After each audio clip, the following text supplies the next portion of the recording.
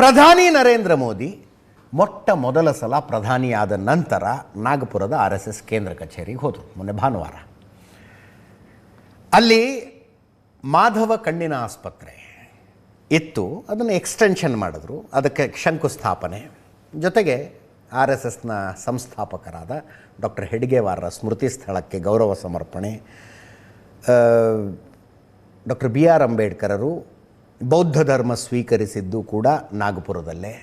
ಅಲ್ಲೊಂದು ದೀಕ್ಷಾ ಸ್ಥಳ ಇದೆ, ದೀಕ್ಷಾ ಸ್ಥಳಕ್ಕೆ ಹೋಗಿ ಅಂಬೇಡ್ಕರರಿಗೆ ಗೌರವ ಸಮರ್ಪಣೆ ಇತ್ಯಾದಿ ಕಾರ್ಯಕ್ರಮದಲ್ಲೆಲ್ಲ ಭಾಗಿಯಾದರು.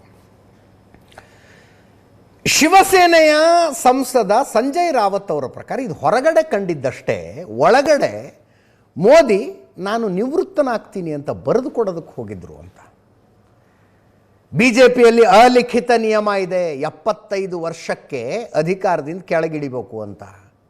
75 ವರ್ಷ ಆದಮೇಲೆ ಅಧಿಕಾರ ಸ್ಥಾನದಲ್ಲಿ ಇರಬಾರ್ದು ಅನ್ನುವ ಅಲಿಖಿತ ನಿಯಮ BJPಯಲ್ಲಿದೆ. ನರೇಂದ್ರ ಮೋದಿಯವರಿಗೆ ಈ ಸೆಪ್ಟೆಂಬರ್ಗೆ 75 ತುಂಬ್ತಾ ಇದೆ, ನಾನಿನ್ನು ಕೆಳಗಿಳಿತೀನಿ ಅಂತ ಬರೆದು ಕೊಡೋದಕ್ಕೆ ಹೋಗಿದ್ರು ಅವರು ಅಂತ ಸಂಜಯ್ ರಾವತ್ ಹೇಳಿಕೆ ಇದು. ಅದಕ್ಕೆ ದೇವೇಂದ್ರ ಫಡ್ನವೀಸ್ ಹೇಳ್ತಾರೆ, 2029 ಲೋಕಸಭಾ ಚುನಾವಣೆಯನ್ನು ನರೇಂದ್ರ ಮೋದಿ ಅವರ ನೇತೃತ್ವದಲ್ಲೇ ಎದುರಿಸಿ ಅವ್ರನ್ನ ಮತ್ತೊಮ್ಮೆ ಪ್ರಧಾನಿ ಮಾಡ್ತೀವಿ. ತಂದೆ ಬದುಕಿರುವಾಗ ಉತ್ತರಾಧಿಕಾರಿ ಚರ್ಚೆ ಮಾಡುವ ಸಂಸ್ಕೃತಿ ನಮ್ಮದಲ್ಲ, ತಂದೆ ಗಟ್ಟಿಮುಟ್ಟಾಗಿರುವಾಗ ಉತ್ತರಾಧಿಕಾರಿ ಚರ್ಚೆಯನ್ನು ಮಾಡುವಂಥ ಸಂಸ್ಕೃತಿ ನಮ್ಮದಲ್ಲ, ಅದು ಮುಘಲ್ ಸಂಸ್ಕೃತಿ. ಅದರ ಪ್ರಕಾರ ಸಂಜಯ್ ರಾವತ್ ಹೇಳ್ತಿದ್ದಾರೆ ಅಂತ ಕೇಳಿಸ್ಕೊಳ್ಳಿ. सितंबर में रिटायरमेंट का एप्लीकेशन लिखने के लिए शायद वो RSS मुख्यालय गए. मेरी जो जानकारी है 10-11 साल में कभी मोदी जी गए नहीं.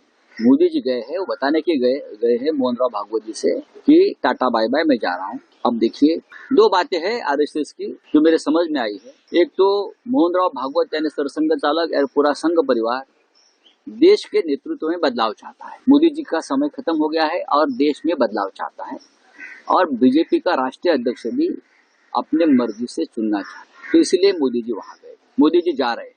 सितंबर में रिटायरमेंट.